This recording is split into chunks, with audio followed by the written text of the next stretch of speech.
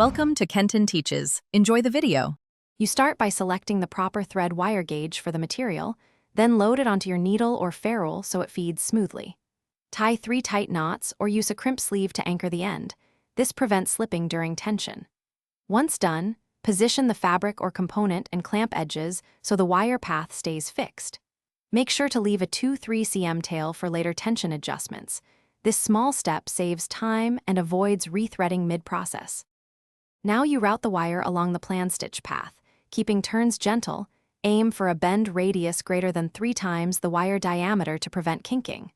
Pull with steady, even force and check tension frequently. The wire should be firm without stretching or deforming the material. As you progress, secure intermediate anchors every 2-5 cm using stitches or small crimps so the wire holds its shape. If you meet tight corners, slow down and adjust the anchor spacing to maintain consistent alignment.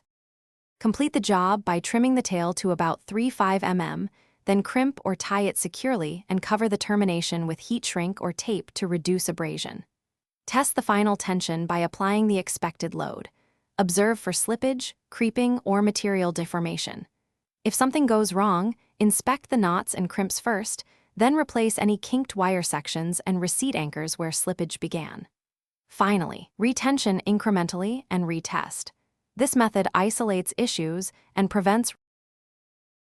Thanks for watching. Please subscribe if this video was helpful.